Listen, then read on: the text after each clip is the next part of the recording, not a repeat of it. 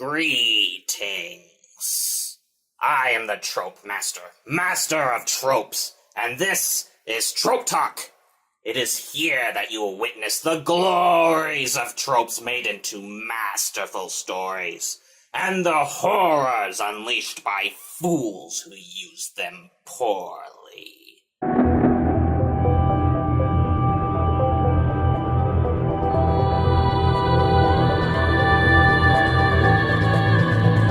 Today's topic is the hero's journey, also known as the Monomyth, the template for many tales.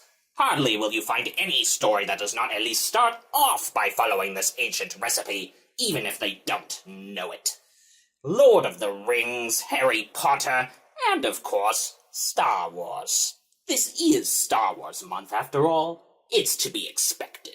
The hero's journey is a series of tropes repeated by many stories that describes a hero's story from beginning to end. It is not a mere situational trope, and it isn't something for the half-hearted, for it is a trope that covers an entire story, intentionally or not. Some even argue that every story follows it, although that's not true.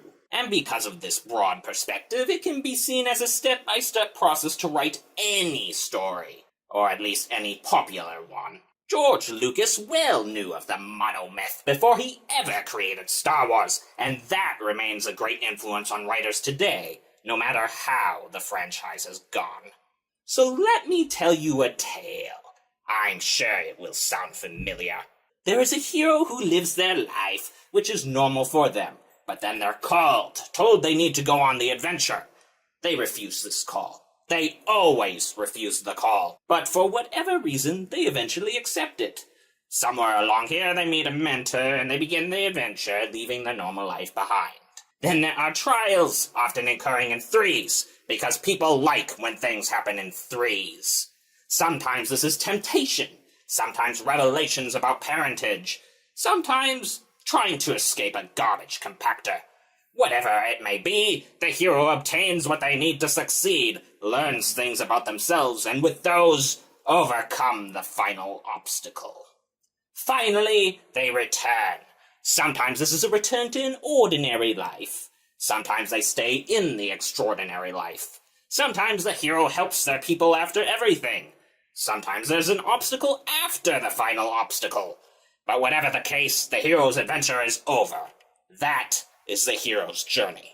Joseph Campbell, who made the Monomyth popular, divides this story into 17 events. Some divided into 8 or 12, it doesn't matter. The general pattern is there for all to see, and if you'd like to see it outlined point for point, it's easy to find online.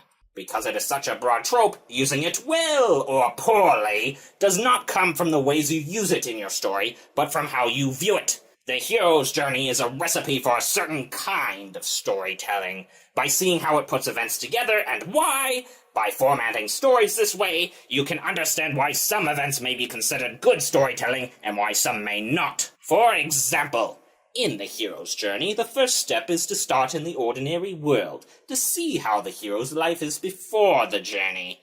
By doing this, you can better appreciate just what it is that the hero loses, or has to gain, by going on their journey.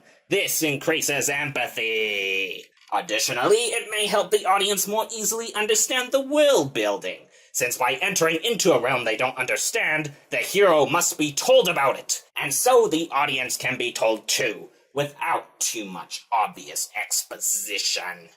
I was once a Jedi Knight, the same as your father. By seeing this, formatted like this, and by thinking about why it is organized this way, you can become a better writer. But beware in seeing it as a checklist. While it is not a bad thing to follow, Star Wars demonstrates that, its best use is as a modifiable template.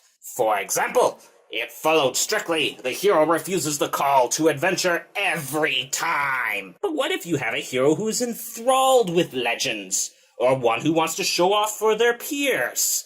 In what world would they refuse the call? They wouldn't, and in some ways it can be more interesting. For example, if they are naive and don't understand the risks, and eventually mature and become more responsible, that is a character arc. Another example, if you follow the monomyth to the letter, there must be a mentor. While a mentor is excellent at easing an audience into the world, what of a self-reliant hero who learns all they need by themselves, and over the story they must learn to trust others and let them in? Another character arc! Let's even take this to the extreme! A lot of the hero's journey is about the personal journey, how the hero changes.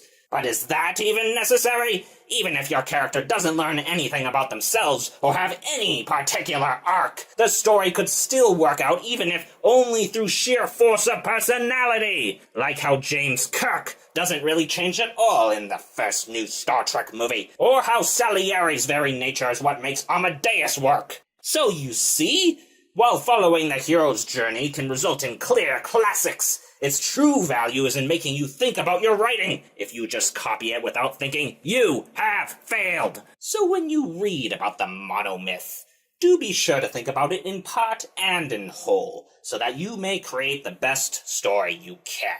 Thus endeth the lesson. If you make a request of me to speak of another trope, or something that you've seen repeated in many films, I will do my best to honor that request. Leave your requests in the comments below. Like and subscribe. Hit the bell button that you may witness the further glories and horrors of tropes and become a master like me. On Friday, we shall discuss the Han Solo. I shall see you then.